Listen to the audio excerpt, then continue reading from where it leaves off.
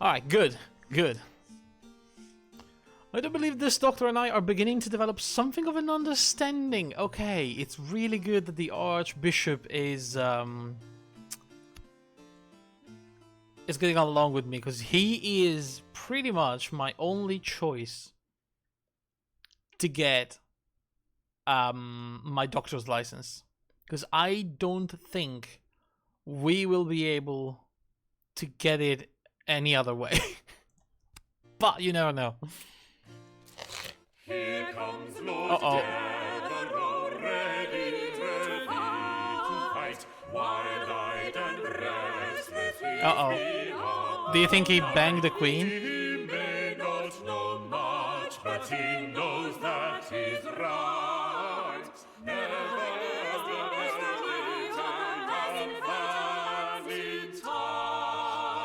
What a wise song. Never underestimate a mediocre man in fancy tights. I mean, words of wisdom there.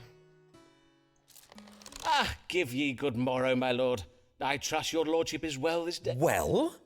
God's body! Am I likely to be well? I don't know. I have been languishing under lock and key while all England goes to ruin. Ah, yes. I did hear something of your harassment. Oh, shit. I take it your encounter with the Queen did not go as well as planned. Of course it did not. Her Majesty the Queen of England, awakening to find a man hovering over her bed like a grinning fool, clutching a bunch of flowers in one hand and a box of sweetmeats in the other? I mean... God's death! What is in you? What did you think would come of me sneaking into the Queen's I didn't bedchamber? really tell you to bring flowers But you up. were imprisoned in your York House residence, were you not? The fact that you were placed under house arrest and not imprisoned in the Tower surely speaks to the Queen's fondness for you. I trust your time in confinement was not uncomfortable, at least. Well, yes, my time away from the world and its trifling concerns did, in truth, prove useful. It afforded me time to reflect on larger questions. Alright, so give me back some of that. Take stock That's of my sweet. life and put recent events in perspective. Okay. Ah, I see. And what resolution did this quiet period of sober reflection bring you? A closer relationship with God? Yeah, no. Or perchance you are resolved to spend more time with your family? Yeah, no. What? Nay. I said my mind was turned to larger questions. To wit, am I destined for greater things? Of course. Am I chosen by God to rule a kingdom? For I must needs No. act. The realm is under threat from within. No, you're... For why was I verily imprisoned? Was it merely to punish me for some trifling mistakes I made in Ireland? Yes? Nay, 'twas to separate me from the Queen. Well, I imagine after discovering you in Her Majesty's bedchamber... Do you not yet see?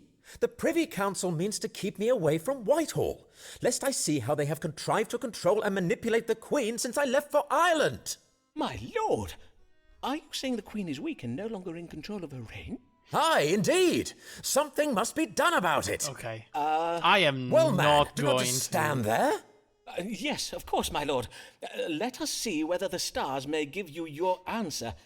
Is Robert Lord Devereux, Earl of Essex, destined to, rule England? There's no good answer for this guy, ever. Devereux should use his substantial wealth to cleverly ensure cooperation with his plans. In short, he should engage in bribery. Oh my god. I'm gonna get him permanently arrested and executed. Robert Devereux is a strong authority figure. He never had any of my strong water though, so I don't really agree with that. The Queen's failure to produce an heir will have a violent consequences. Uranus is falling in and in retrograde. That is like the worst kind of prediction. You do not want to hear that Uranus is falling. Ever. Robert Devereux suffers from geopolitical ignorance. A foreign sovereign is destined to rule England. Devereux is deluded about his legacy. If Devereux does not reign in his ambition, he will die. That's probably the one. Devereux would do well to limit the influence of his friend's advice upon him. Devereux is secretly motivated by his feelings about the Queen and how he has been treated by her. Oh. No. I mean, I'm trying to save this guy's life. I said I would go with the stars. So even if I want to somehow push him into the Queen's arms, I need to warn him about his life, because this guy's gonna die if I don't stop him. My lord, I must urge you to temper your ambitions. The stars warn that if your lordship keeps to your current course, it will lead to death. Whose death, though? You mean my death? God's underlumps! And England may not be in so much danger as you imagine. The stars suggest that King James of Scotland will succeed to the English throne when Queen Elizabeth dies. He is, after all, her nearest royal relative. James Stewart, eh? During my imprisonment, I wrote to him to request his aid, but I never received a reply. Doubtless he is in league with the Privy Council. Nay, verily, a pox on the Scottish king and his pretensions to the throne. No, you don't understand. He would bring his full coterie of kilted savages down and install them in Whitehall Okay. Palace, where he would doubtless Dude, I have us all tried, eating okay. porridge for supper. I tried. I do hear that porridge is a healthsome... I appreciate your concern for my own safety, Sirrah, but my duty lies with the realm and the safety of its people. If I must die, let it be for the sake of England, for God, Queen, and country. Well, that's it. That was it. He will not come back. And I've lost reputation with him. My claim to the throne may not be as strong as the Stuarts, or the Lennoxes, the Greys, or the Yorks, but a pox on all their houses. God has chosen me. He's dead. He's dead. Thomas! Thomas Blogg! Yes. Let us all join in prayer for good old Thomas. Still waiting on the bishopry.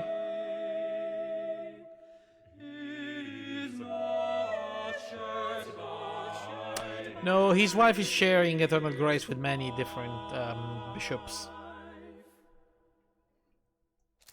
Good day, Dean Blagg. How now, good sir? And deans. I see probably. you do ale of something. I do ale of something, Foreman. Forsooth, I fear I am very ill indeed. Oh no. For I tremble day and night with fever, and my face does itch and prick with pain. Oh.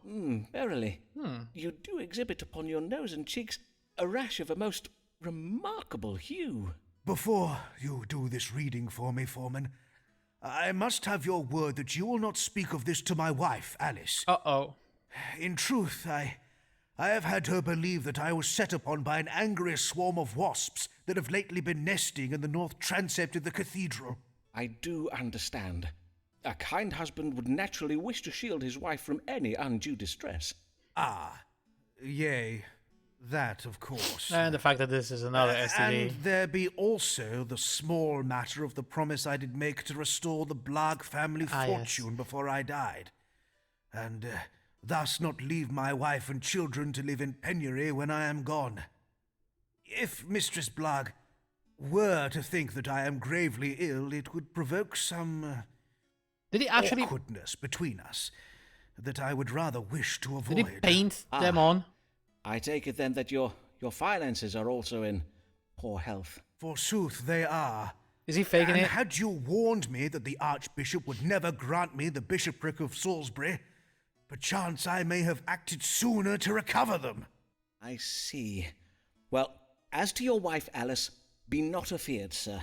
We doctors take querent confidentiality most seriously. I mean, last time I tried, As that Hippocrates tanked my did say, reputation with one of them. Testa Apollinum medicum secreta.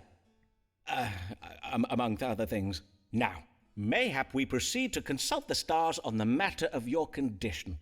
With what disease is my querent Thomas Blagg troubled, and how may he be cured? Hopefully it's a real Z. I have a red nose and cheeks and much bodily pain. What ails me? Let's see. Blake suffered from a bone shaw, being a knob-like growth rising on the shin. I don't think that's it. Blake is troubled with evil digestion. Again, caused by overconsumption of strong drinks. Don't think... Well, red nose and cheeks and much bodily pain. That could actually be a... Blake suffered from erysipelas. Erysipelas? A severe skin disease of the face is accompanied by pain and fever. Okay, that actually sounds like the one. Problem is, we have Pluto.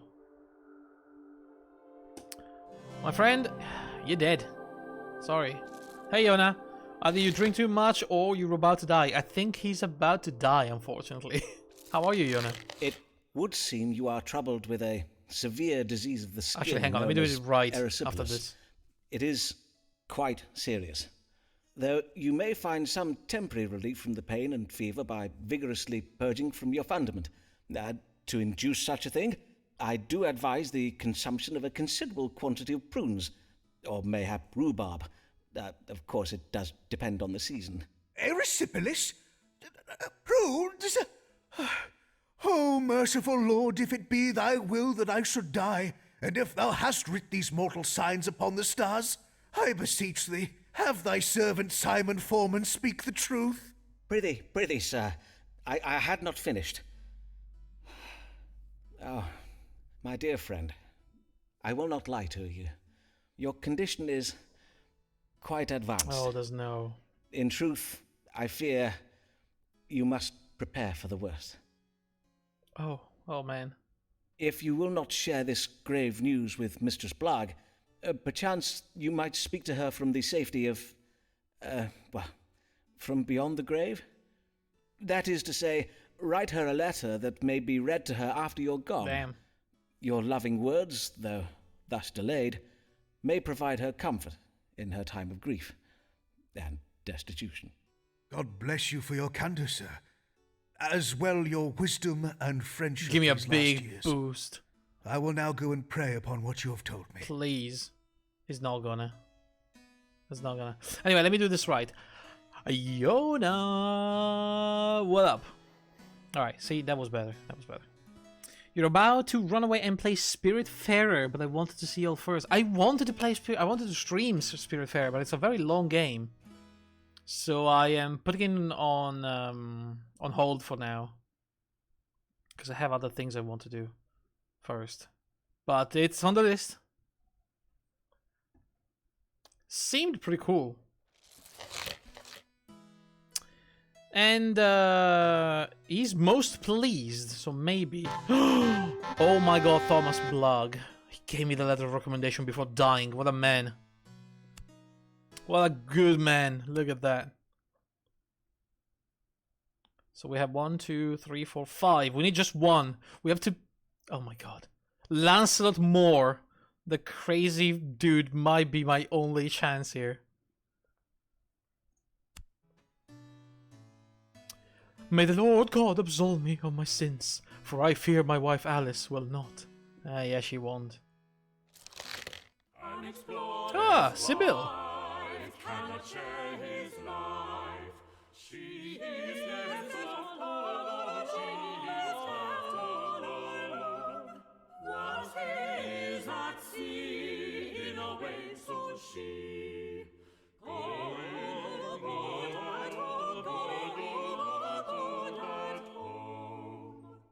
Okay. I don't know. Good day, Mistress Fortescue. Wait, hang on. How are we doing with Mrs. Fortescue? Oh, she already gave me the letter, so I can do whatever the fuck I How want. may I help you this day? You seem a little out of breath. Aye, 'tis but my bodice. My maidservant did lace it far too tightly. I see. Methinks she is a trifle vexed with me. Indeed, the atmosphere in the Fortescue household is exceeding ill at Oh, what present. happened? Verily? And why is that? Someone has been stealing food from the larder in the night. No. This morning, 3 whole swan pies were missing. Not the swan pies. Each member of the Fortescue household suspects another. And whom do you think is the author of these thefts, madam? Well, I suspect my son Harold, as his fondness for pie is well Harold? known. But Harry denies it and has accused our maidservant Gladys. And 'tis true that Gladys has become suspiciously wide about the girth of late. And as for Gladys, well, she is convinced the culprit is our African parrot, Sir Muncelot Grey. Sir Muncelot. But Sir Muncelot has denied the accusation and blames my monkey. Your monkey. Ah, and who does your monkey blame? It's a monkey. How now, Dr. Foreman? Be not absurd. Monkeys cannot speak. Exactly. Ah, yes. Then 'tis fortunate that God can speak to us, What that is, is by way happening? of the stars. Who in the Fortescue household has been sneaking into the larder at night to steal pies? I mean, I would say Harold, but I don't know. Simon Fortescue is a hypocrite. She needs to turn her finger accusation on herself, for she ate all. Oh, she ate all the pies. Really now? So his family and friends have exercised constraint and discipline in relation to the pies. Sibyl's intuition about the identity of the pie thief is wrong. The solution is to this mystery is counterintuitive. The thief is one of the suspects who has maintained their silence.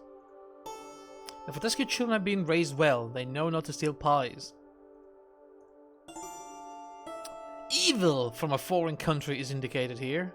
Uranus is falling in Taurus. Oh my god. Mr. Fortescue is advised to make changes to her will. She must cut her maidservant out of it. Mr. Fortescue maidservant is untrustworthy and aggressive. I mean, unless she's pregnant, I think that she's actually been eating them. And you know, we have to follow Uranus, especially if he's falling in Taurus. Madam, have you perchance included your maidservant Gladys in your will? Yes. I have made provisions for her. Why? Then I advise you to cut her out of it without delay, for the stars indicate she is not to be trusted. They also show she is aggressive in nature, and mayhap even foreign. What is she, a Netherlander?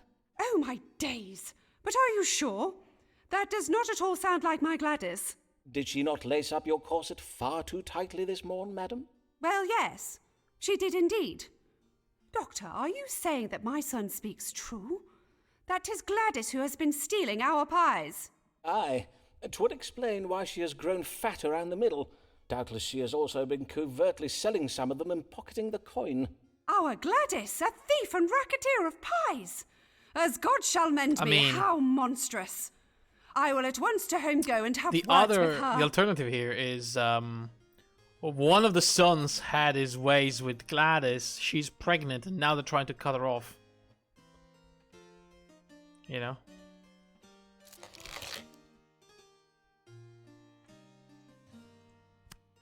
How ungrateful of Gladys, after all I have done for that girl. Humphrey Bell, Oh, Humphrey Bell! a leading tale.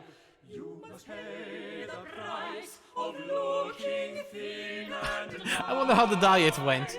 recovering all your fears. It's all your guilt and shame. You're to be judged and we accord you blame. Okay.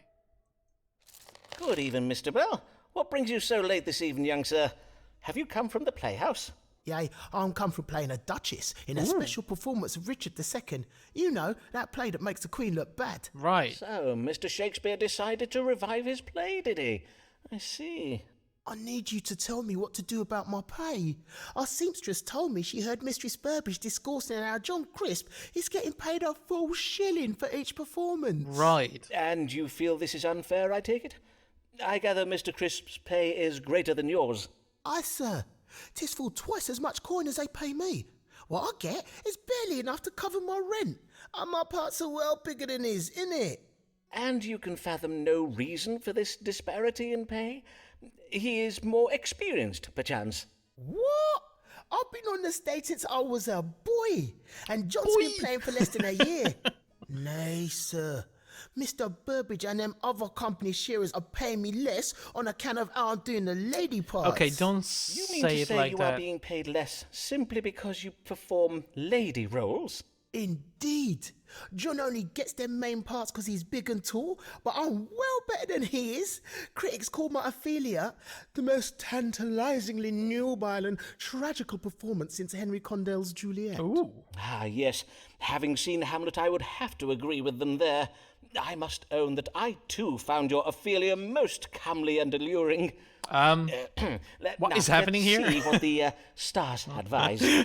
What can be done about you being paid less than players of masculine roles? I think I saw hearts floating above our head for a moment. Just thinking of Ophelia. Humphrey should wait. Pay equity will come in time. Humphrey can solve his problem by using his romantic allure to seduce a woman. Humphrey should continue to perform his duties and remain quiet about the discrepancy in pay. Humphrey must uncover the truth about what his colleagues are paid. Secrets are allowing Humphrey's employer to behave hypocritically. Humphrey's employer are shrewd businessmen. Yeah, but like they're gonna fire him. Humphrey's boss will do evil to others if it means safeguarding his legacy. Humphrey's boss' wife is pregnant with a masculine child. His boss can therefore not be trusted. What does that even mean? Where's Uranus? Falling in Taurus again. Oh boy.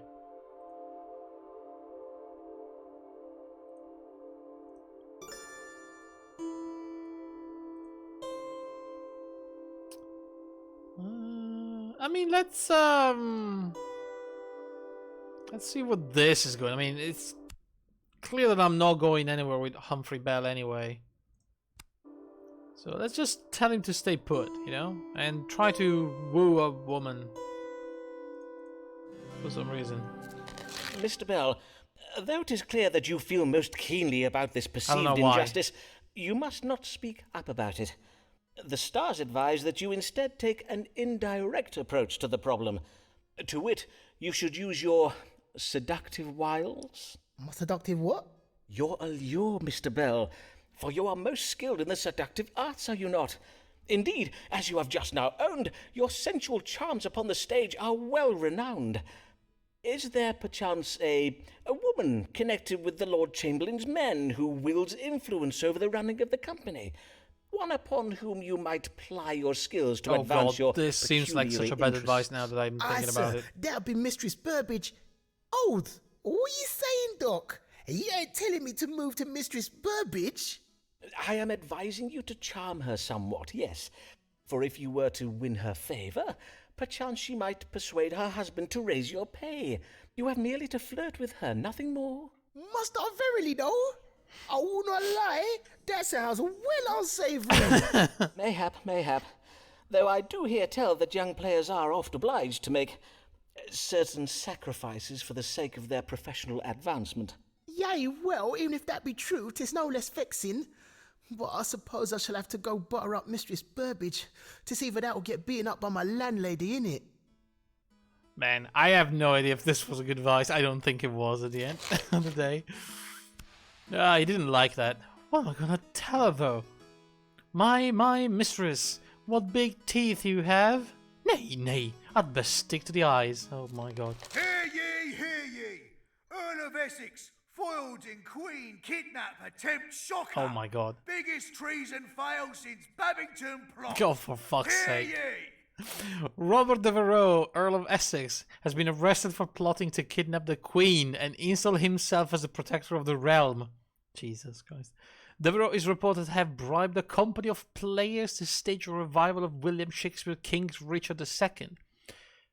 A display invites treasonous comparison between the weak and incompetent King Richard and our present sovereign, Queen Elizabeth.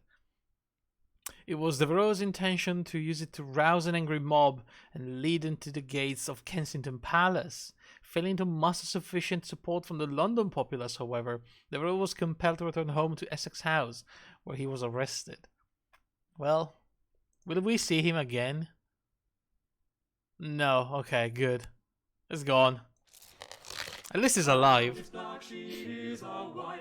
'Tis one way to live a life, oft with misfortune and with strife, especially if you be Blag's wife. Hello, Blag. Good day, Mistress Blag. Pray tell, how did things fare with your gentleman friend, Owen Wood, the Dean of Armagh? Alas, 'tis all over betwixt me and Dean Wood. Oh. I did ask him for a small loan, and he was most insulting about it. We have not spoken since. And I think I know why his ardour for me has cooled, for I did lately learn that he has been bedding half the women in the diocese. Ah, yes. I too did lately hear of this. So your stars were very wrong to tell me I had nothing to fear from other women vying for Owen did I Wood's say that? affections. That was but terrible this day advice. I am come about my husband. Methinks he is ill, yet he pretends he is not. Ah, pray describe his symptoms to me. Well, yesterday I did remark that something was amiss when Molly McDoon and I returned from the playhouse. Well, there was a special performance of Richard II at the Globe. Know you of it? Yeah. Oh, 'tis the play that makes the Queen look bad. Yeah, I heard of I it. know of it. When I came in the door, there was an awful racket coming from our upstairs rooms. I went to see what the matter was and found my husband tucked up abed, moaning and wailing, and with a monstrous rash all over his face. He told me some nonsense about having been stung by wasps, and that he is merely tired. But I do not believe him. Oh boy. I see. What do I do I here? bid you, Foreman, tell me true, for I grow ill with worry. Is it grave? I mean, she's at 0 out of 100. I couldn't care less about what she Blarg had wants. better not think of dying on me afore he has paid his debts. Ah, for At the as his same widow, time, though, I already by got the law, recommendation you from would Thomas. inherit them, would you not? But mayhap there is little to worry about. Let us consult the stars and see. What ails Thomas Blarg, the Dean of Rochester? I mean, I don't care. Thomas Blarg is troubled with a melancholy, a disease characterized by much woe and a preference for remaining abed. Thomas Blarg is suffering from the swelling in the cords. Yes. I don't think so, no. Thomas Blarg is ill with erysipelas. Yes, the weird disease. I mean, I'm gonna tell her. I don't care at this point. Thomas Blarg already gave me the recommendation, so fuck him. I am afeard your husband is ill with a disease known as erysipelas. He is in grave danger. Indeed, his case is advanced and beyond treatment. There is nothing to be done now, but prepare yourself for his death, Mistress Blarg. How is she gonna react? Madam? Alice? Come, Alice, I will find you a chair. Nay, I must not tarry. I am meeting Mistress McDoon at the Bear for a quiet one. Good day, Foreman. But Alice... Oh wow, that was actually... Oh, there's one more. She's gonna come back. She doesn't know what to say. Hear ye, hear ye! Traitor loses head after Uh-oh. losing mind. Earl of Essex gets the chop for treason. Oh no, he's dead. Hear ye! What did I tell you? He would get himself killed. He got it. He's done it. On this day, the 25th day of February, in the year of our Lord, 1601, Robert Devereux, Earl of Essex, was executed for treason. The execution followed yesterday's trial, at which he was found guilty of leading a failed plot against the realm. Formerly a favourite of both Her Majesty and the London public, the Earl's surprising betrayal of both Queen and country has shocked the nation. Well, rip. Oh no, not her. Hang on though. We're doing pretty good. Well, no, it's never gonna. She'll twist and turn your logic till your reason comes unstuck. Chastise Mary who you like, she will not give up. Yeah, she won't give a fa la la la la. She looks like one that doesn't give a fa la la la. Well met, Mistress Payne. How fare you this day? Most well indeed, sir, for I am just come from taking my niece on an outing to Tower Hill. 'Twas to see the execution of the traitor Robert Devereux. Oh, yes, yes. Ah, yes, Lord Devereux. What a tragic end to a promising career. And such a lovely beheading it was. My niece and I very much enjoy the hangings at Tyburn, but a beheading is so much more elegant, is it not? Yeah, it's gonna really Verily, catch 'tis a in the better future, class of especially in France. execution, I find. And the royal executioner did go down on Devereux with such skill. A single stroke was all it took to give us the traitor's head. Aye, 'tis true the royal executioner gives excellent... But I have no time Head. to tarry here and gossip with you, Dr. Foreman. Wink. I am come on a matter of great concern. And I bid you do my reading with greater care this time. Okay. For last time you did alarm me quite unnecessarily with your tale of war in Texas. And whilst the Queen does have the appearance of being naught but a painted corpse, propped up on a throne using artfully placed cushions, she is, in lore at least, still alive. Praised be. Praised be. Indeed, praised be. But she's gonna be dead And very what soon. is this new matter that concerns you? 'Tis that England is filling up with foreigners. Indeed, 'tis been going on for so many years now that in London 'tis rare to hear anyone discoursing in the English tongue any more. The city is crawling with continentals. Ew. Ah, then I take it you do not enjoy your visit to the City of London. Oh, nay, I have never been to London. For as I did just say, 'tis crawling with continentals, and Lambeth will soon suffer the same fate if we do not act. Why, only the other day, I spied a continental on the high street. A monstrous ogre of a man he was. Disgusting. And as for his face, his eyelashes were so fair, he had the appearance of having none at all. Ah, yes, the Netherlanders. 'Tis true the people of the Netherlands can be fair of hair and tall of stature. And 'tis surely no coincidence that Lambeth has suffered an increase in crime of late. Right. We do not feel safe, Dr. Foreman. Fucking racist. Every night we ladies of Fore Street do shiver in our beds at the thought of these frighteningly large men. I don't think I that's do what's not going doubt it, on. madam. Now, let us see whether the stars might allay or confirm your fears. Should the women the are pretty residents of happy. Lambeth be concerned about an influx of continentals? Let's see. Lambeth residents' relationship with the continental immigrants is in danger of turning violent. Oh god, Uranus is falling again. Some continentals are lying about why they are in Lambeth. They are come here to rob Lambeth residents of our household possessions. We must not be deceived. Our duty lies with our domestic concerns. We should take priority. What the hell? Or, our queen has been waging war on the continent. Unpleasantness in the name of religion has caused death and destruction. I think this is the one, right? Residents of Lambeth are being somewhat hypocritical. The stars advise countering this hypocrisy. I think there was some sort of war going on with the Netherlands. Continental immigration will enrich England's legacy and culture and innovation.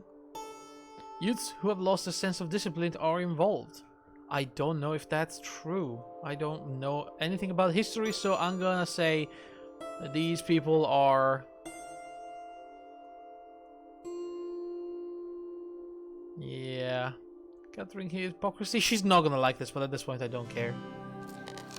Madam, know you that many of these continentals are Protestant refugees who are come to our shores fleeing Catholic violence? Aye, they say the Spanish inquisitors did torture the Netherlanders most cruelly in the name of their barbarous, backward religion. But though 'tis most lamentable, 'tis hardly our affair. Is it not England's affair, though, madam?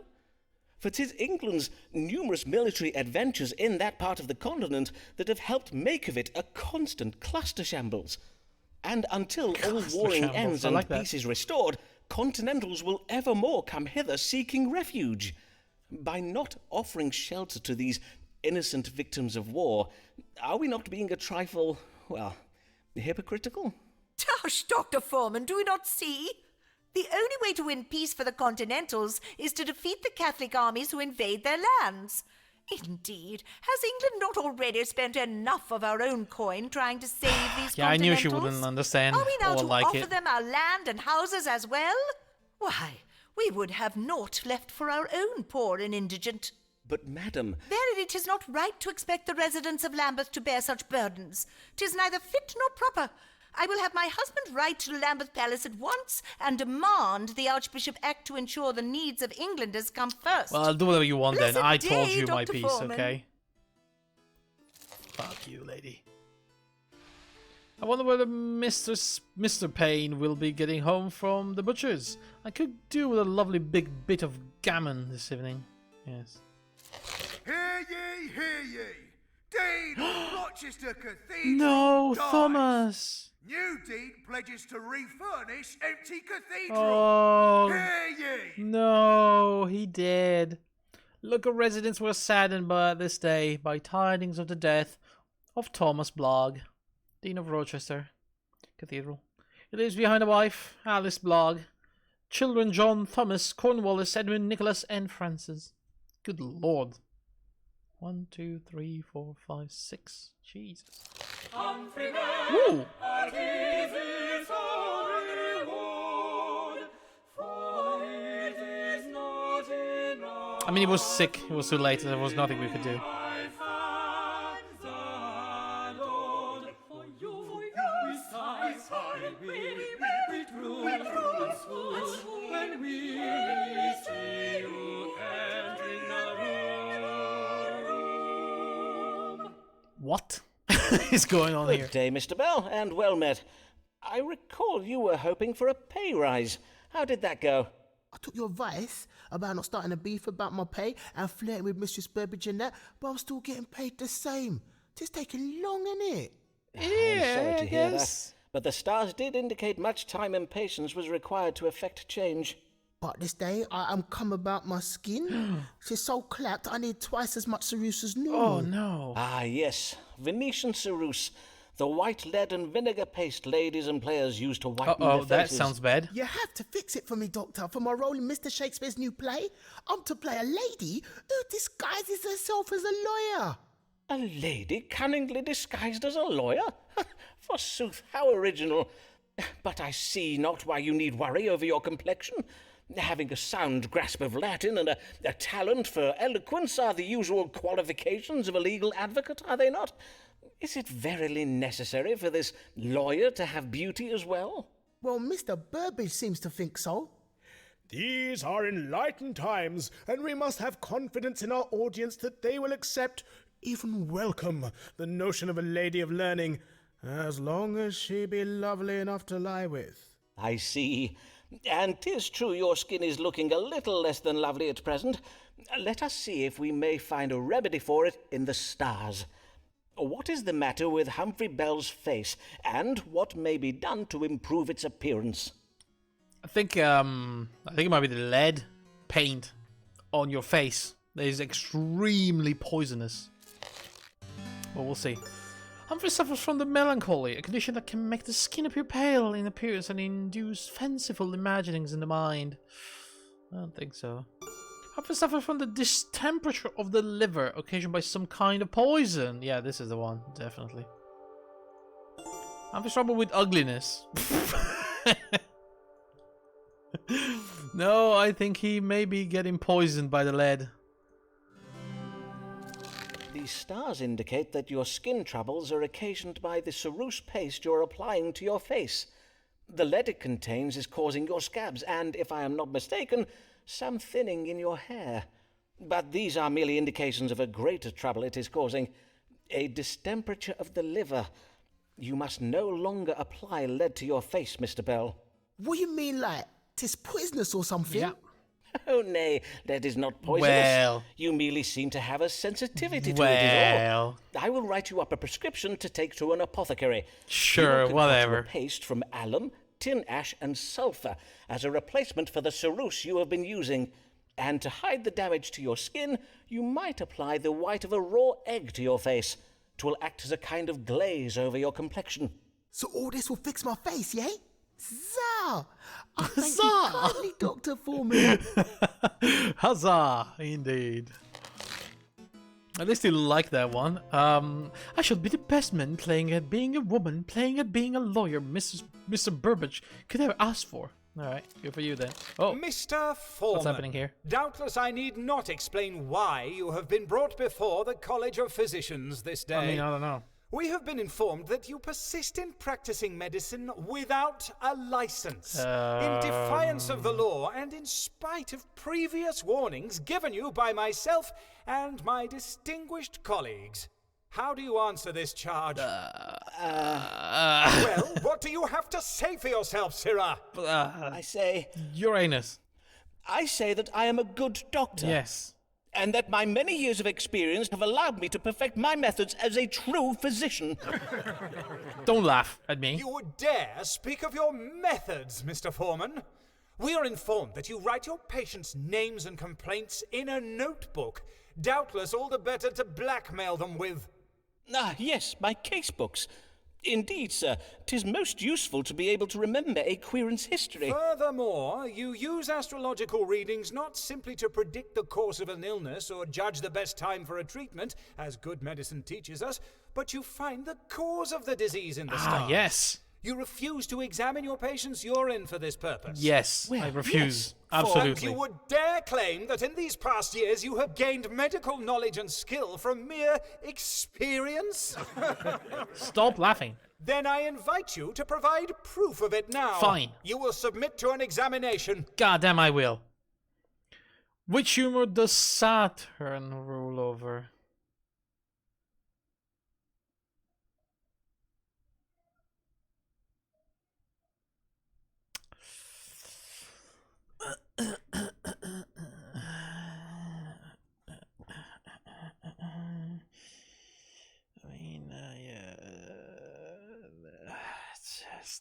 Just let me check my case notes really quick, and I'll give you the answer in a moment. I have my notes right here. Hang on. Hang on.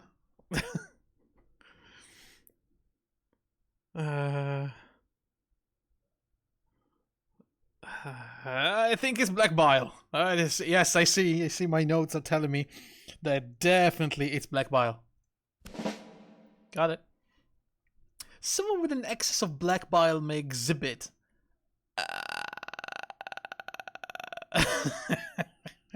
What the hell are these fucking questions? Thinking a melancholic temperament or a sanguine one? I think it's a melancholic temperament. Okay, that was right. I didn't even need my notes for that one. Which planet rules over intelligence? I'm pretty sure that's Mercury. Okay, it's not Saturn. It's not Venus. Yeah, it's definitely Mercury. Alright. Which zodiac rules the head? Was it Aries? I think it was Aries. Oh, yes. Oh, yes. Silence! Yeah, that Silent was a good one. Foreman. I only It had to is cheat clear for the to first me one. The answers you have just given were not your own, and that they were provided to you this day by some unnatural means. Such foul trickery and dark magic will not be tolerated within these walls. Remove this charlatan, this carnival quack from my sight. What, again? I demand to speak with my legal counsel. You will regret this. Foul Google magic. You don't understand, Hexy. I just looked up at the stars and they gave me the answer, you know? Your mail. Sir, it was with shock and distress that I did learn of your current situation, but worry not, Dr. Foreman, for you will be freed from jail this very day. I bade my husband, Lord Dyer, exert his influence on your behalf. But I must warn you that the College of Physicians cannot be obstructed for long, and that you will verily ought to procure a medical license. Your current and most assured friend, Emma Dyer. Oh, not the serial killer. Emma Sharp, you mean? Oh, there's Alice. Oh,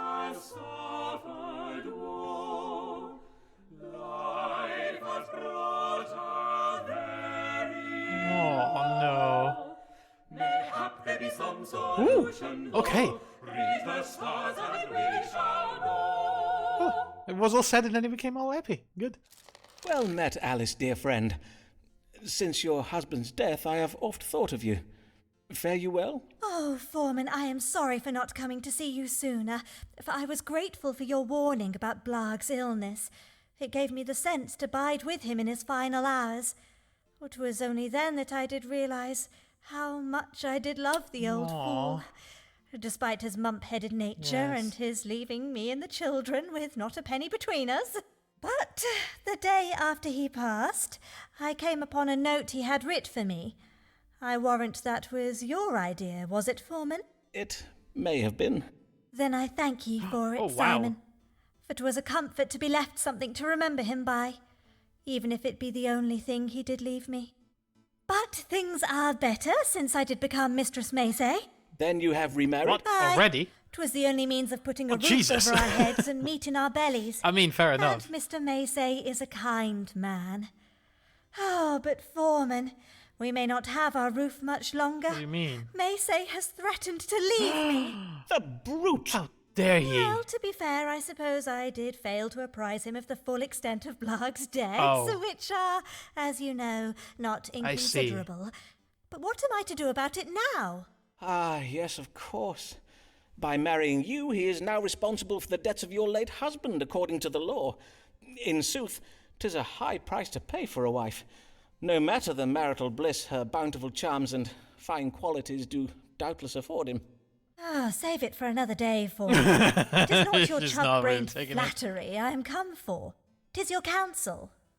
Then let us see if the stars may offer a solution. How may Alice May Fucking say Dr. prevent her Simon husband Foreman. petitioning for a divorce? We don't have many options. Mr. Macy feels nervous about being burdened with Thomas Blogg's debts and angry towards Alice as a result. A family trip might turn things around. Huh. God is punishing the deceased Thomas Blogg by visiting the evil sins of the father upon his widow and children. Thomas Blogg's legacy is the debt he had burdened his widow with. Alice must be realistic and temper her hopes. That's harsh, though.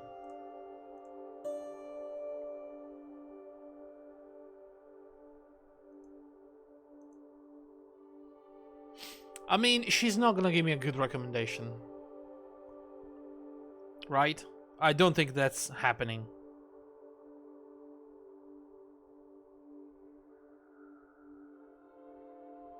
Ah, this is rough.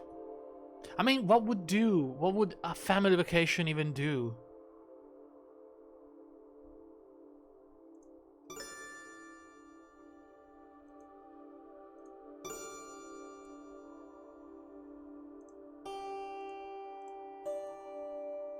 Time together? Yeah, but like... Isn't it worse when one of them is angry? Plus family vacation? They're filled with debts.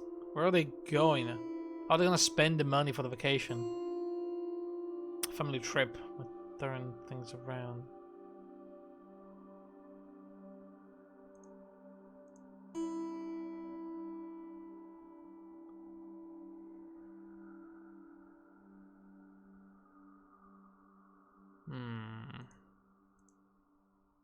I mean, honestly, she's not gonna give me a recommendation. To be fair, my only chance right now is Lancelot Moore, which is terrible, honestly. But yeah, let's try to have them spend some time together.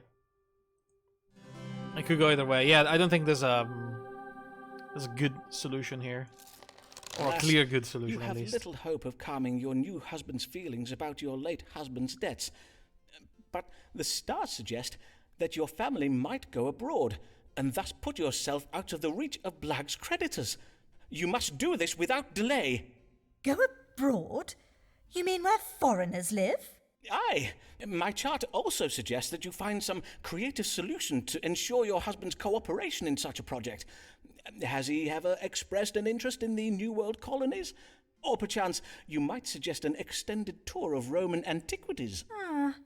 Nay, but I will put my mind to it. But if we do go abroad, this is doubtless the last time I mean, that works, shall I ever guess. see I you, mean, I don't Foreman. know. Oh, it's the last time we see each other. Well, good luck, Miss Blogg. Former Miss Blogg. Oh, we had coitus post consultatio. I see. She left me with a bang. You could say. All right. Well. I mean, oh, that wasn't enough. Come on, Alice, you can do it. Missy was chump-headed enough to marry you, so mayhap I'll go abroad with you as well. Hear ye, hear ye. Nation mourns death of Oh, beloved she gone. queen. She did. King James of Scotland tips Scotland? to the English throne. Even the voice could not believe it. Ye. King James of Scotland? The way he said it. All England is in mourning as news spreads of the death of our beloved sovereign, Queen Elizabeth Tudor, often referred as the Good Queen of Bess by her subjects, expired of natural causes on this day, the 24th day of March, the year of our Lord, 1603. Wow, 2 years have been passing so fast. Although Her Majesty left no heir, nor named a successor, her cousin and nearest blood-borne relation, 57 years old James Stuart, King of Scotland, is rumoured to be travelling down from Edinburgh to be crowned King of England later the week. Give me Mary. I want to talk to her. Humphrey Bell, you must not take it so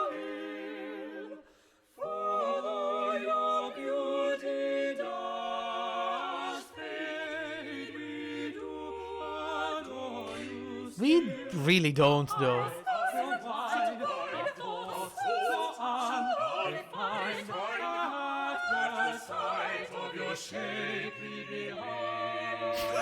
Okay, I see.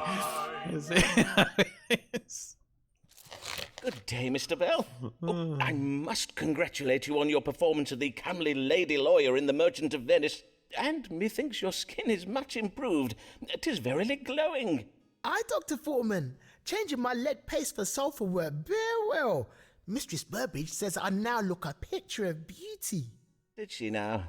Forsooth, 'tis well to hear the troubles with your skin are resolved. Now, what is it you come for this day?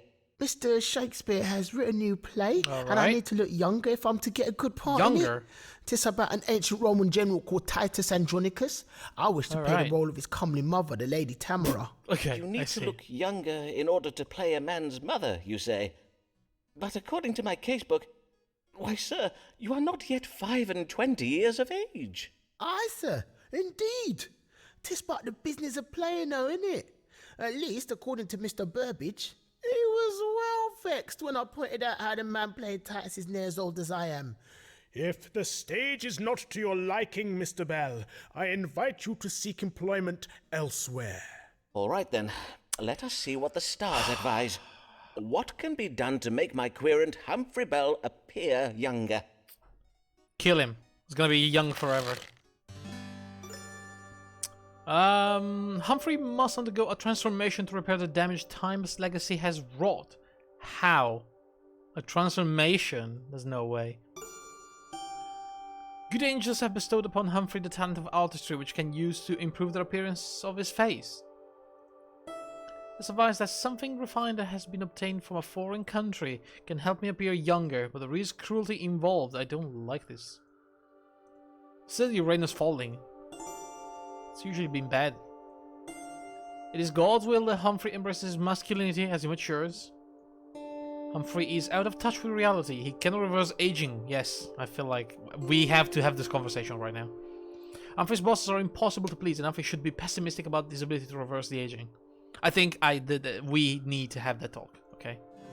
He needs somebody to tell him that this cannot keep going on forever. What you ask is quite impossible, Mr. Bell. You wish for time to pass, so that you may gain experience and become a better player, do you not? And yet, paradoxically, you ask that time be suspended, so that you may remain young and comely enough to play these roles you have spent years training for. To wit, you aspire to be a domina perfectus. What? A perfect woman, sir. But have you not considered the option available to you? That of being a homo mediocre? What now? A mediocre man. In the guise of a mediocre man, you would doubtless excel. Indeed, for every lady role in Mr. Shakespeare's plays, are there not roles for 20 men? And to be sure, growing older would not shorten your career. For a man can play all kinds of roles at almost any age. Hero, lover, grandfather, oft all at the same time. But how am I to convince Mr. Shakespeare and the other sharers to start giving me man parts? Have the company begin seeing you as a man, Mr. Bell. Grow yourself a beard and break wind with abandon. Fill the hours you save on beauty treatments by joining your fellow players on outings to bear-baiting pits and alehouses. I will not let you down, Dr. Foreman. I will make myself so manly, Mr. Shakespeare will be begging me to take his man parts. I don't think this is gonna work, honestly, but I'm glad he was happy about it. He's very happy. That bear baiting, though. I ain't gonna watch some poor old bear get attacked by a bunch of dogs, in it? Alright. Oh, Sybil. Can't wait to get rid of you, honestly.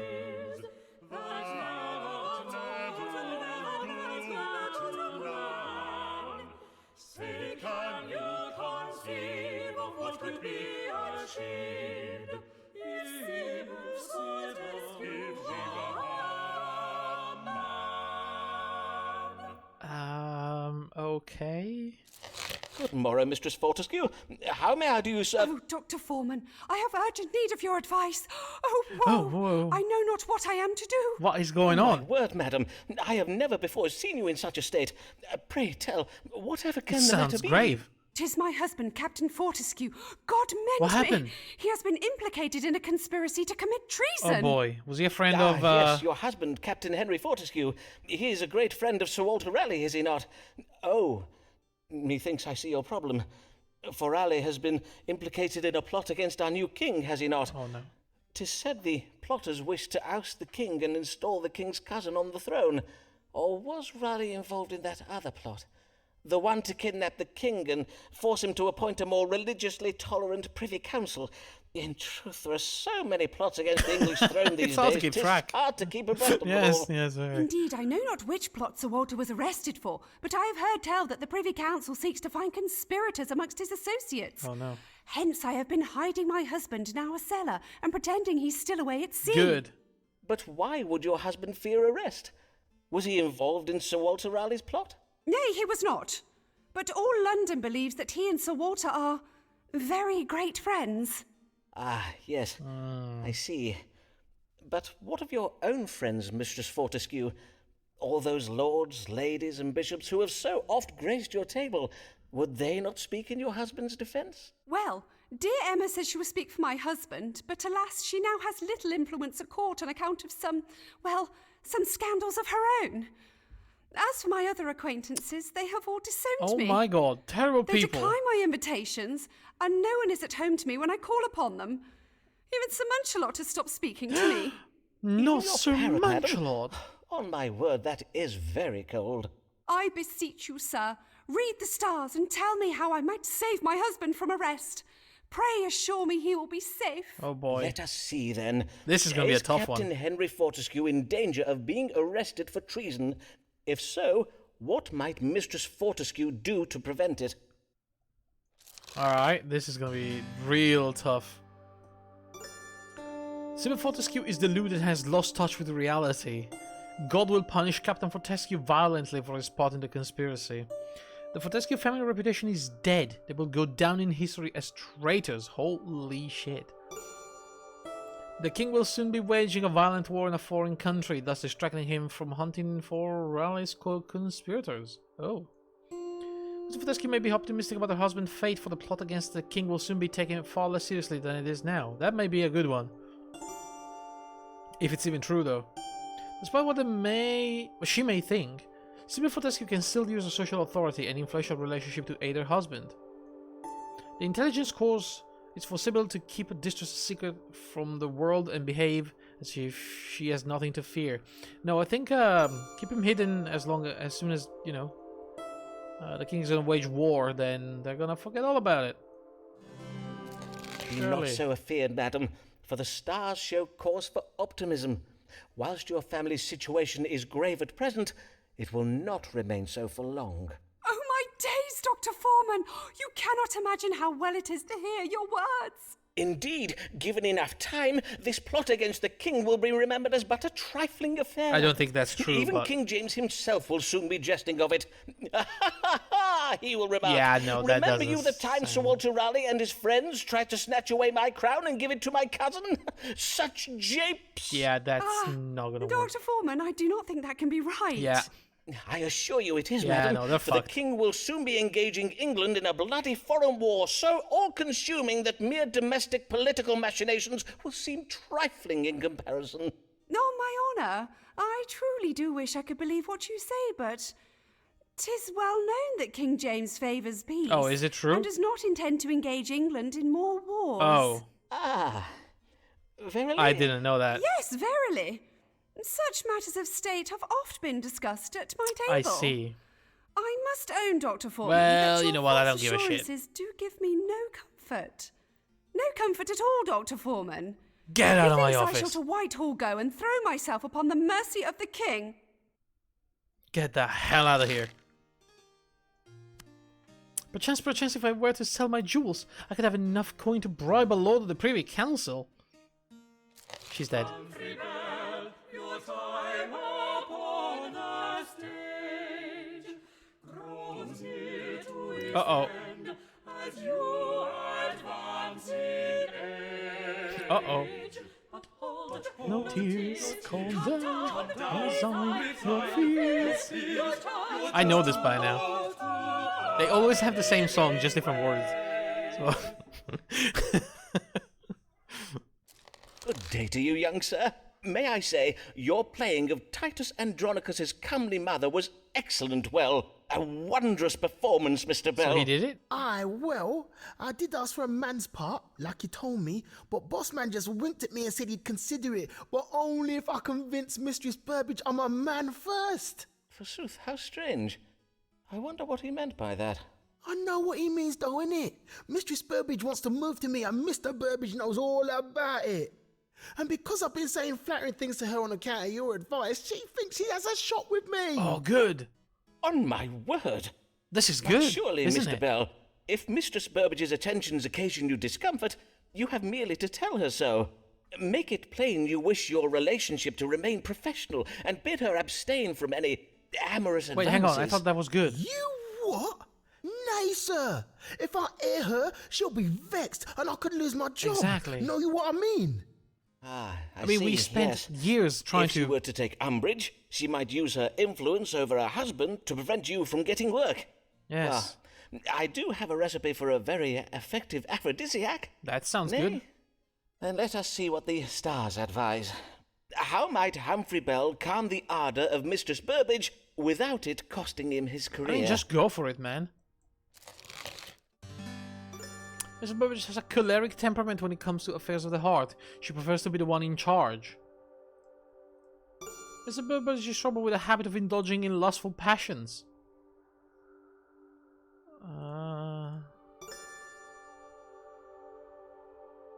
I mean, I don't think there's a good choice here.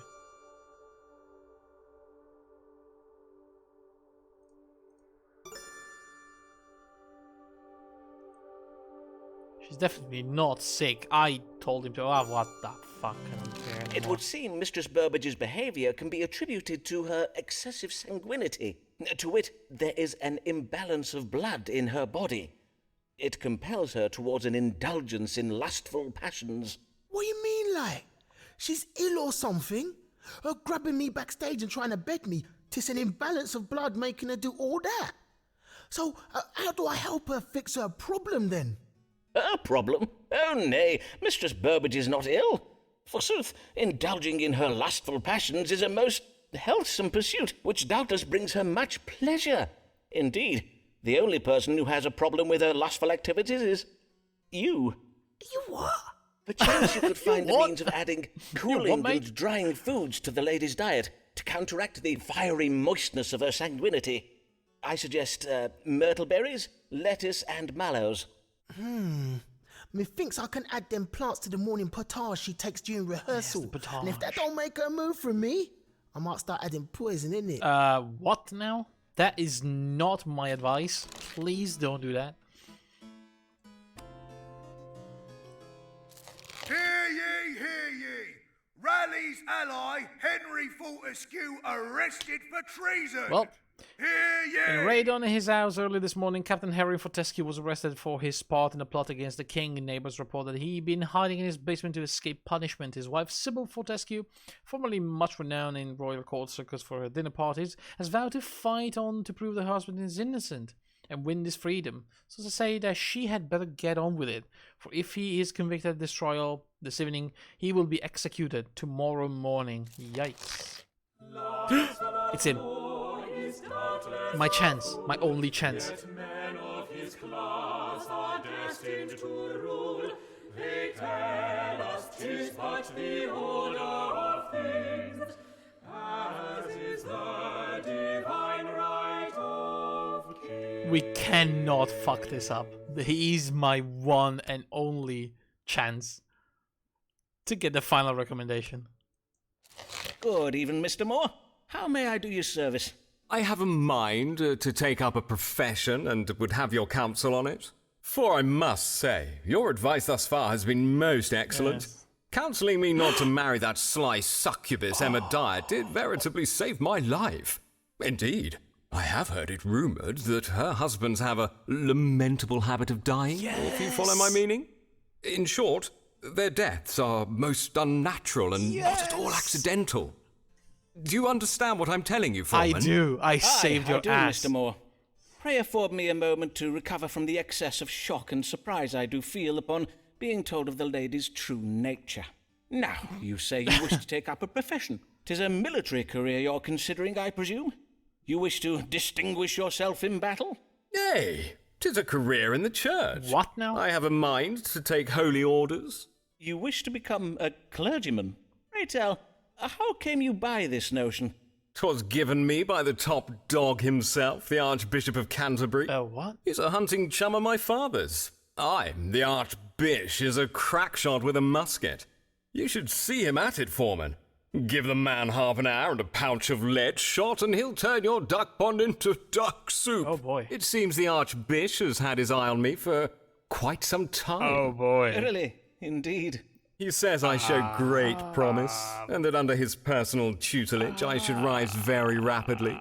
He even said he has a mind to make me Bishop of Salisbury. Yes, the much coveted bishopric of Salisbury.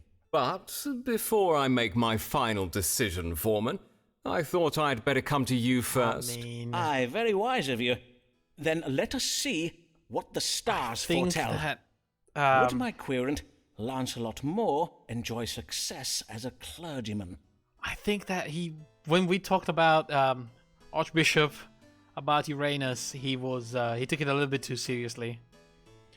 How much are we? I mean, I am 100% right now, okay? So, all we need to do is not anger him in any way. And we're good. So let's see what are my options here. Vile hidden motives are at work. Promises will be broken. Uh-oh.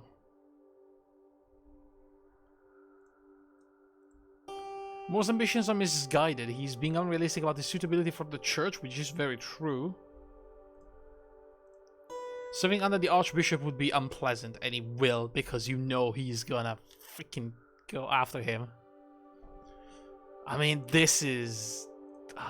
but the Archbishop is gonna be so angry at me. Good angels will transform Moore, turning him away from his present course of idleness and dissipation. That will never happen. God will have more with women. That's never gonna happen. London will result with flattering gossip of Moore's piety and seriousness, thus enhancing his romantic appeal. This is not gonna happen. I want to. I mean, I saved his life once. I cannot have him. I'm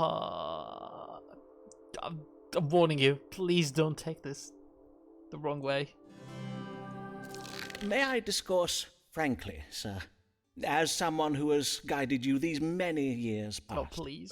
Yea, I suppose so. Please. Have you considered that your particular tastes and proclivities might be ill-suited to a life of service in the church? My tastes and proclivities? Oh, no. If you only knew of the tastes and proclivities indulged at the Archbishop's Palace in Lambeth, I would tell you what they are, Foreman. But what occurs at Lambeth Palace? Lambeth Palace. Yes, I'm well aware. But as for his offering you the bishopric of Salisbury, well, the stars do indicate that His Grace has promised the bishopric of Salisbury to every dean from here to the Isle of Man. He is unlikely to ever grant it to you. Verily?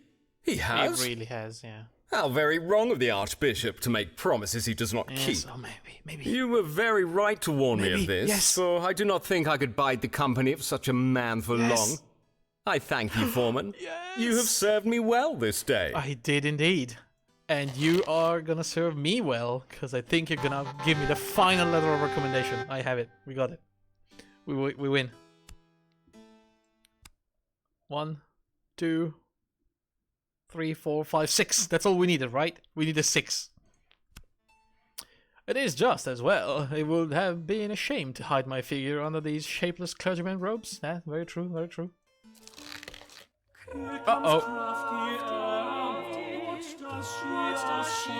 Uh-oh. Many times our wisdom needless to have. Despite her sins, may she be saved. No.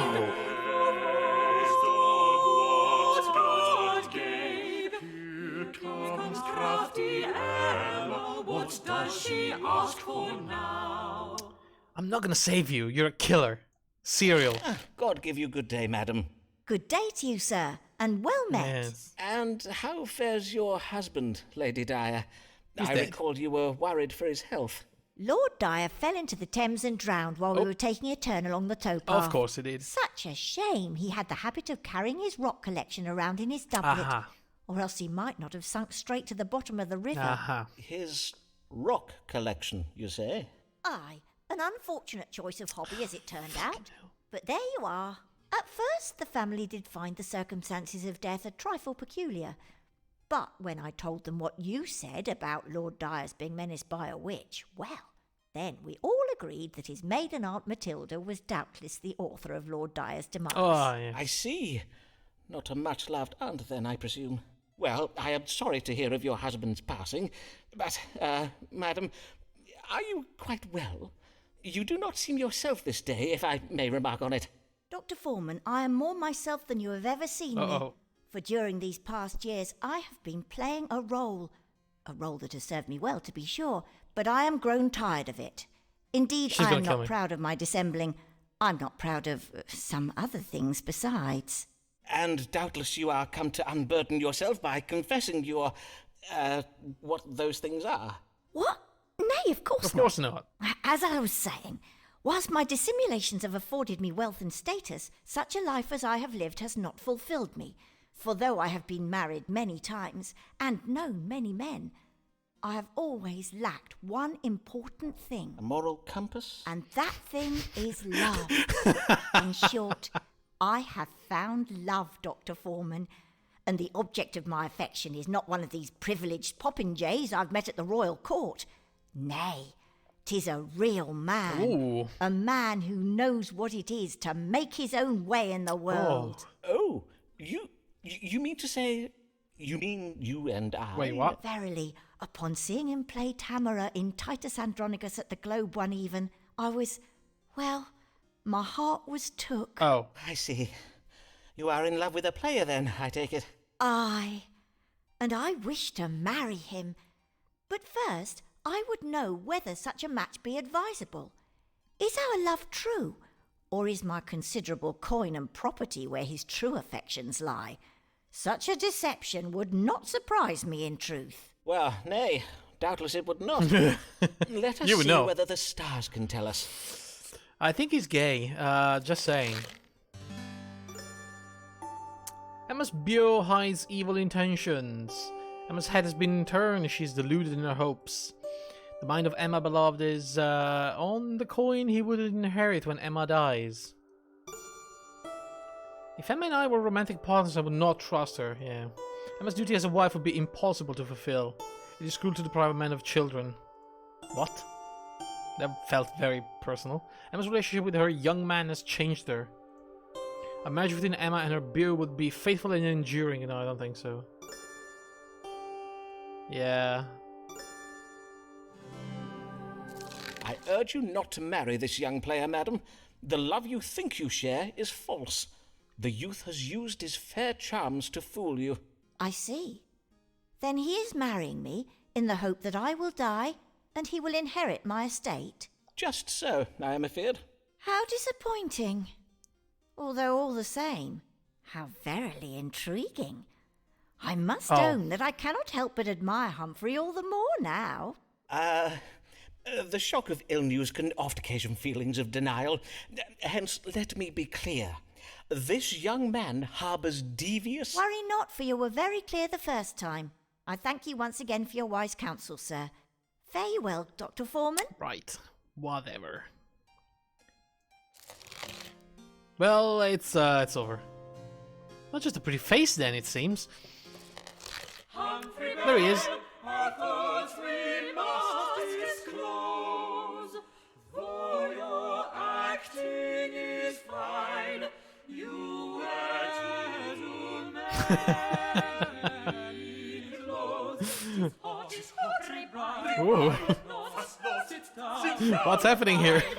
Upon his couch and take a little wine. Good day, Mr. Bell. I see here in my notes the last time you came 'twas for counsel regarding Mistress Burbage and her tender advances. Aye, and the advice you gave me to cool her down and that worked her treat. Oh, damn. Since I've been putting them herbs in her potage, she spends so much time in the privy, hardly ever see her now. That is... Well, I am glad my advice achieved the Oh, desired I gave her a outcome, case of the evil Mistress digestion. Burbage is no longer bothering you. Tis about another lady I'm come this day. Okay, Tis a run. member of the audience who comes to all my performances and brings me flowers and sweetmeats. A mature lady. A widow, innit? Another one? On my word, you are most ill-fortuned, Mr. Bell. Verily, are no young players safe these days from being preyed upon by lecherous old ladies? Tis not all ladies, Dr. Foreman. Not this one, anyways. Emma ain't like Oh, any of the no. other ladies I've met. Oh, no. In truth, Dr. Foreman, we wish to be Oh, wed. no. I love her, innit? Oh no. Ah, Look, Then I what already is your saved trouble? one. I don't think I can save another I've one. heard tell of some vexing things. There are them that say she has a heart of stone and only marries to get her hands on a man's money, though I have none, and she be rich. But she has been widowed many times, and there's even a rumour saying she's had a hand in her husband's death. Yes. oh, verily? Verily. How shocking. I must own to being a trifle shook by it, and maybe a bit excited as Oh well. my god. but What mainly is wrong shook, with these innit? people? Doubtless you are, for 'tis most frightening if there be any truth to these rumours. We must consult the stars and see whether it be wise for you to marry. Should Humphrey Bell wed this wealthy widow? Oh, damn, I clicked. Well. We know what the question is. The lady's psychotic instinct regarding the amassing of wealth have changed. The rumors about the lady are cruel. No, they're real. Humphrey can expect a pleasant inheritance from this lady, and she is very rich. In times, if he keeps faith, Humphrey will have children with this lady. Oh boy. Beneath the gentle exterior, the lady harbors hidden motives. A death will occur on the couple's honeymoon. That is a creative approach to marriage and is not to be trusted. I mean, I'm gonna try to save you, Humphrey, but... Mr. Bell, it has been my privilege to guide you over the years, in matters of work and in life. Wisely, I hope, but certainly with the greatest sense of care for your well-being. Indeed, I have come to think of you as a father might think of a son. What? 'Tis a responsibility I have not taken lightly, and in loco parentis, as it were, I feel an obligation to... Sir, begging your pardon, sir, but I'm going to stop you right there because I need to know, innit? Should I marry Emma or not? Alas, young sir, I am afeard I must advise you in the strongest of terms not to marry this woman. Oh, you sure though? Yeah. Aye, for the stars indicate your beloved has a creative approach to marriage. Alas, she is not to be trusted. If you marry, you will be in mortal danger, Mr. Bell. Oh my days, 'tis all true then. Oh whoa, like you say, I best not marry her. Saved but him. I will not lie, 'tis lamentable, innit? I don't care. Fare you well, Dr. Foreman. I don't care. I saved his life.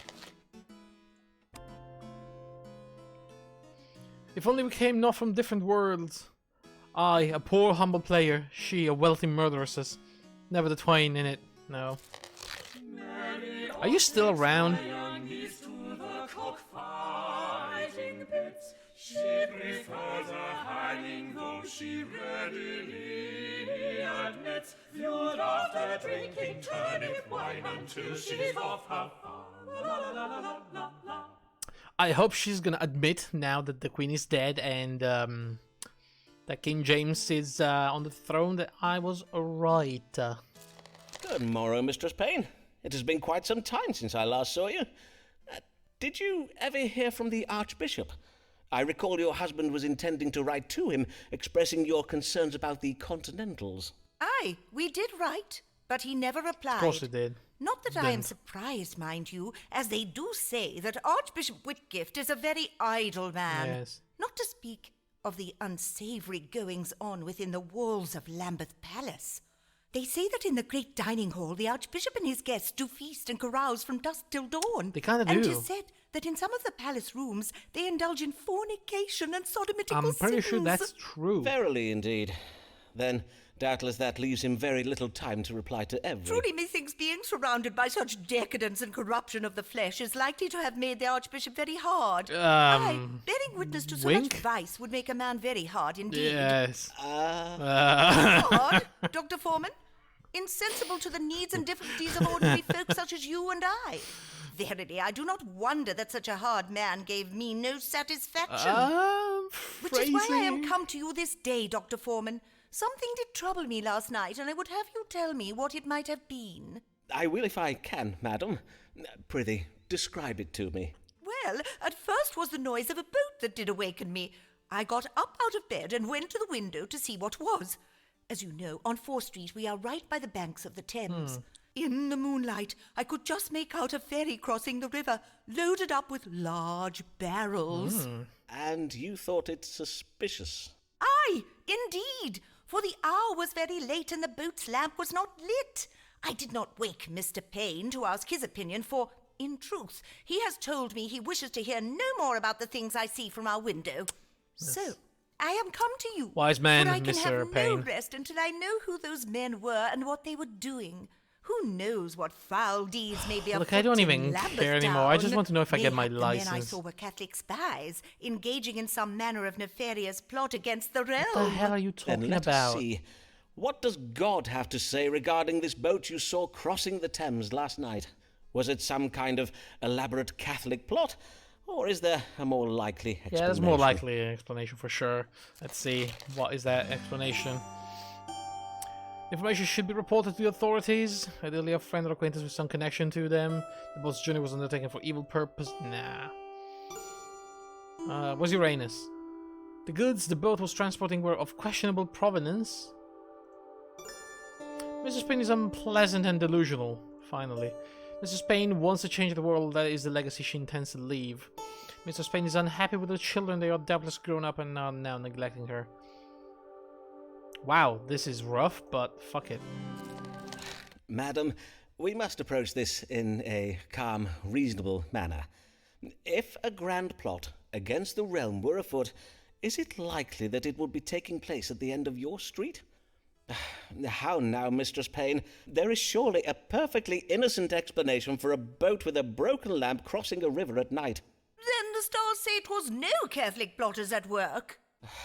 Mistress Payne, I must wonder whether there be a reason for your grand imaginings of Catholics around every corner plotting against the English realm.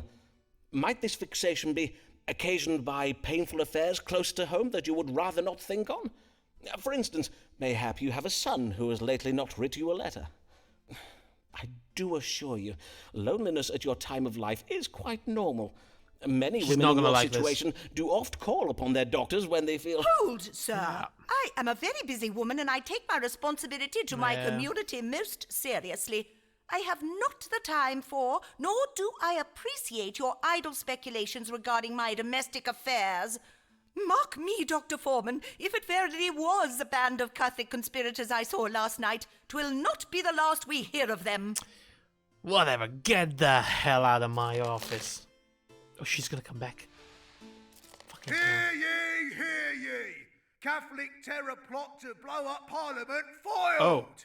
Gunpowder barrels discovered in cellar! Oh dear. Hear ye! Disturbing reports just in from Westminster that barrels of gunpowder were discovered in a cellar under the House of Parliament late last night. Sources indicate that this gunpowder plot was a Catholic conspiracy led by Robert Catesby and assisted by a continental by the name of Guido Fawkes. Not my problem. Oh my god, she's back. Mary Payne, 'tis well to sneer and mock until her views become the norm, then 'twill be quite a shock. But for now, let's laugh at her and how her niece laughs. How her niece laughs, la la la la la la. Yes. Good day, Mistress Payne. You seem in good cheer. That I am, Dr. Foreman. This day I am taking my niece on a lovely outing to see the cockfighting in Vauxhall. Ooh. Ah, there is a cockpit in Vauxhall now, is there? Aye, and a very fine one. And I did think we need a nice day out to turn our minds away from that terrible affair of the Catholics plotting to blow up the Yeah, she Houses had of to mention Parliament. it. And my niece does so love the cocks. Doubtless, madam. Phrasing. And the winks, gunpowder plot wink, was wink, indeed a terrible business. They say it was the doings of a group of young Catholic nobles from the Midlands, do they not? And that the gunpowder was ferried across the Thames at Lambeth under cover of darkness. Doubtless, 'twas the very same boat I did tell you about, Dr. Foreman. And as I recall, 'twas your opinion that what I saw was naught but an idle fancy. On my honour, Dr. Foreman, I warrant you would not be so quick to dismiss my concerns now. Indeed, after this frightening affair with the gunpowder, many folks in Lambeth are paying heed to my warnings about Catholics and Continentals. Of course they are now. Doubtless, madam, but this day your concern should be your health. For I do remark that your eyes are red and irritated in appearance. And you seem troubled with a hacking cough. For how long have you had these troubles? Only these past few days, and as well as my eyes and my cough, I do also find it a trifle vexing to breathe. Uh-oh. Then let us now consult the stars. Oh, no. What Oh, no. ails Mistress Mary Payne? She's got corona. She's suffering from bloodshot eyes, characterized by red, itchy eyes. That cannot be just that. The Queen's lungs have been harmed by the inhalation of noxious odors. That could be. That also irritates eyes. The Queen is suffering from the green sickness, a disease that can provoke short-windedness owing to a build-up of venereal frustration. Nah, she may have been inhaling noxious odors. I don't know. Ah, madam, your symptoms are occasioned by noxious odours. Most likely you did lately inhale a large volume of smoke. Mayhap your chimney requires cleaning. Indeed it does not, Dr. Foreman. My cleanliness is unimpeachable. I have my maidservant scour the house from top to bottom every day. Ah, then I cannot be sure what has occasioned your... Hold. What is that acrid odour? Methinks it does emanate from your clothing. Madam, have you been taking part in the anti-Catholic pogroms that Lambeth has witnessed these past days? The burning of houses and shops. The lynching of priests from trees upon Lambeth Green. Mayhap I have, and what of it? You should be congratulating me and my ilk for keeping you safe. Yikes. And for sending a clear message to those Catholics who would plot against our Parliament and blow us up with gunpowder. Madam, these Catholics are our neighbours, our colleagues, and our friends. I beseech you to consider your actions, madam. Are not Catholics people too, just as we are? If you prick them, do they not bleed? Aye, and their flesh does burn the same and all. I fear I do not follow your reasoning, Dr. Foreman. Of course you don't. Are they not subject to the same diseases, healed by the same cures as we are? Come And on, if not don't waste cured, your then- breath on this one. Alas, taken so soon, so needlessly. I did never have the chance to... Wait, what's happening here? Oh, my sweet Avis. Oh, we're back to Avis now. Can you ever forgive me? Is something the matter with you, Dr. Foreman? On my honour, you do seem most troubled. Mayhap you should be going to consult with a doctor yourself. God keep you well, Dr. Foreman. Blessed day. Well, at least we're done with her now. I think we're done with everybody. Yeah, that's it. I hope we make a list of which shops and taverns are Catholic owned. Methinks our actions could be a trifle more organized. Uh-oh. London struck by plague? Hear ye! London struck by plague. It's my time to shine. Playhouses closed by order of the king. Be advised that if you are experiencing any of the following plague He's dead. Any of the following plague symptoms: fever, abdominal pain, lumps in your groin, oozing foul pus. Ugh. Send word to local authorities and a team of carpenters will be dispatched to your place of residence to board up your house so that you may not roam about infecting others. Yes. Please ensure dead loved ones are ready to be deposited in the plague cart. When it passes each evening, copies are deposited on the street outside of collection hours will incur in a fine of 1 shilling. And remember a bell, a cart. Bring out your dead. Ding ding ding. Bring out your dead.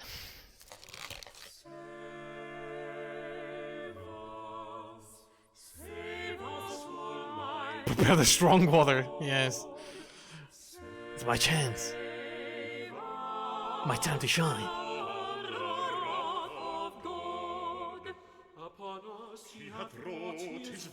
What does he want with me? Do you think he's gonna give me the license? I mean, I have recommendations as well, so... I mean, aside from all the pestilence and death, we should be fine.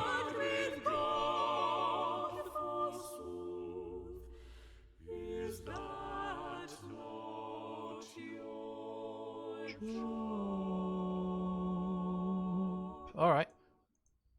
God give you good day, your grace. How fare you this... Know you whether the plague will reach as far as Lambeth? Have you seen it in the stars? Ah, the plague that has begun to spread throughout London.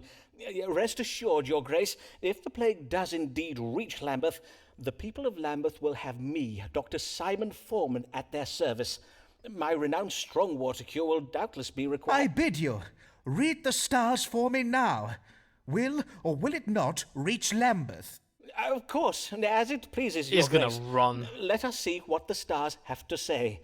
Will the London plague reach beyond the city walls to Lambeth? Probably. It's a plague. Usually does. The rumors of the plague reaching Lambeth are not credible. Nah.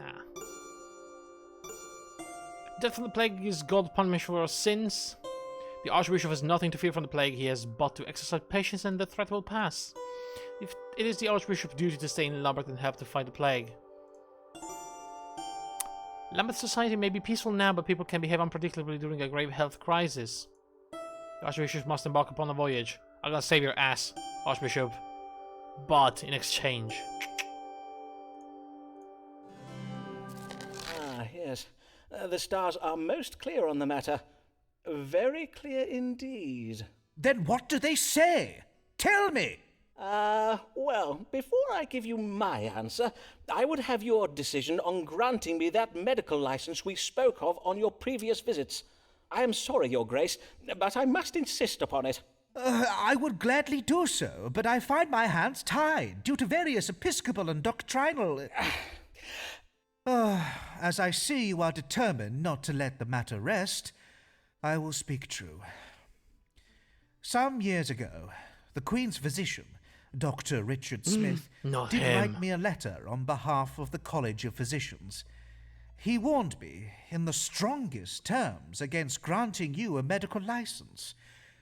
So you see, I cannot grant you a license without raising the ire of the College of Physicians.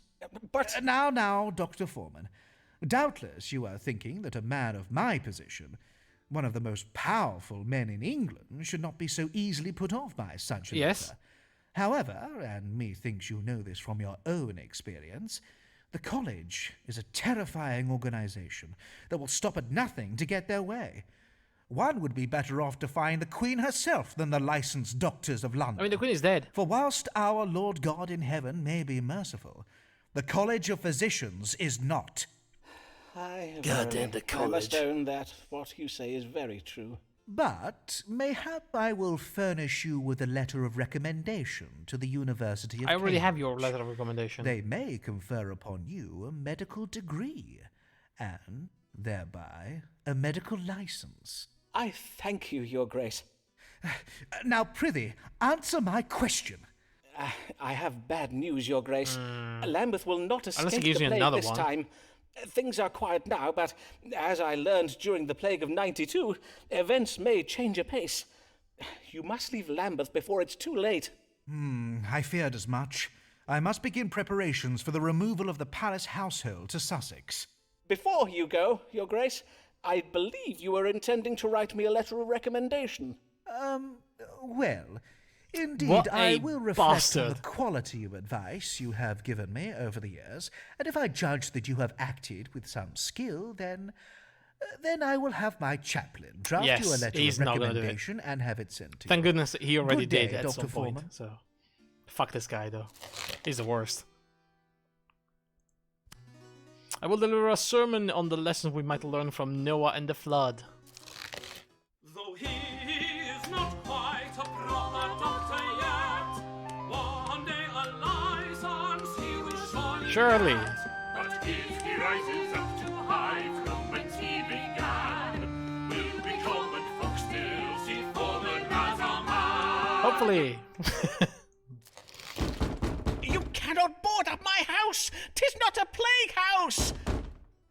You are mistaken! I do not have the plague! It's the college. Let me out of here! Know you not who I am, you fools? Oh, wait, did they board me in? Simon Foreman, Doctor of Astrology and Physic! Fie upon those ungrateful wretches! Have I not always been there for them when they needed me? Am I not the doctor who risked his life to cure them during the plague of '92, when all the other doctors and their high-born friends fled London and left them to die? Indeed, mayhap next time I will think again before risking my life in the service of the townsfolk, if this is the way I'm to be repaid. And forsooth, if my deeds are so easily forgotten by the living, what chance is there for my work to be remembered by generations to come? What will the world know of me once I'm gone? Wait, did we fail? But I have the recommended 1, 2, 3, 4, 5, 6. Didn't I say 6, or was it 8? I thought it was 6. How will I be remembered after I die? It speaks of quiet violence exacted by a gentlewoman with hidden motives. I will be remembered for having given something valuable to a psychopath to hide somewhere. Oh, dude, I don't like this option. It will be a long time before my ingenious contribution are properly recognized by historians. Diligence will ensure the manner of my death serves as a testament to the intelligence, accuracy, and soundness of my methods as an authority in the fields of astrological science. My relationship with myself will change when I embark upon a voyage. To wait, my death will occur while traveling. Oh boy. I'm just gonna go with this. Contribution are probably recognized by historians. It will be a long time, probably. I mean, not to this day astrology really means anything, so... Ah, I see. Many years will pass before my work is to be given the recognition it deserves. Men living centuries from now, mayhap even ladies, will study my treatises and casebooks with great care and write histories about my work. But hold, does not Mr. Shakespeare tell the lives of great men upon the stage? Perchance playwrights will use the wondrous stage machinery of the future to illuminate my work. Mayhap the story of my life will be told by players. And this is the play. Although I may yet lack a medical license, the historical importance of my work is, well, 'tis undeniable. But if I am to go forth into the world to make any further contributions to the advancement of medical science, I must find a way to pry these wretched boards off my front door. William! William! Fetch me a crowbar! That's it. There it is. I don't think I got the medical license. We lost. I think I got the bad ending. Long ago in England, in 1592, We screwed up. there begins our tale. We got boarded. And all of it is true. I died probably during the plague. All of London billboard the plague did spread. Well, Weeping sores and Flipping heck indeed. thousands dead. From towns and cities, doctors they did flee, leaving their patients to die in misery. damn it, how many did we need there? Brave doctor stayed when all the cowards fled. Did we really need 8? And I only got 6?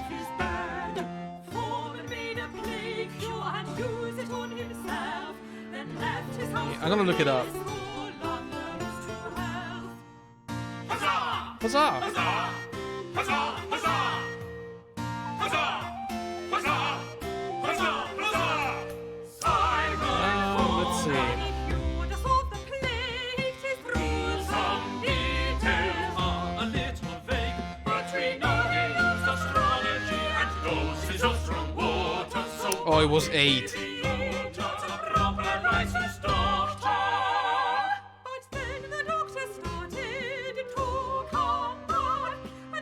Damn it, it was 8. This man has no medical degree. He treats his patients with bad astrology, so woman bound. Well, we failed. Oh well. Based on a true and truly ridiculous story.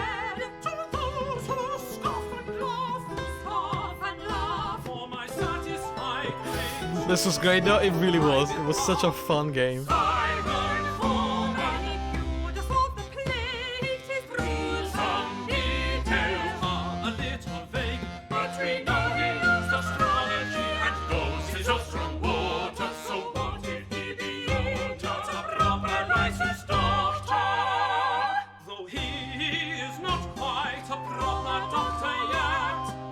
How long is this going Eyes on on for? he will surely get. But if he rises up too high from whence he began, I mean, it's good, but is it looping? as a man, Simon Foreman, Judas of the plate is bruised. some details are a little vague, but I don't know. he knows astrology and knows his ostrom water, so what if he be I think it's looping. a proper licensed doctor? Or maybe not.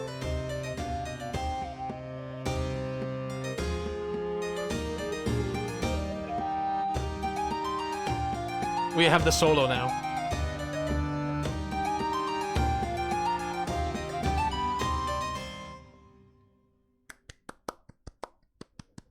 Clap. That was good. That was a good one. Oh man, that was Astrologaster. We got the bad ending. I mean, it was, I did fuck up a bunch of cases, didn't I? But, you know, at least it was fun. It was a good, fun game.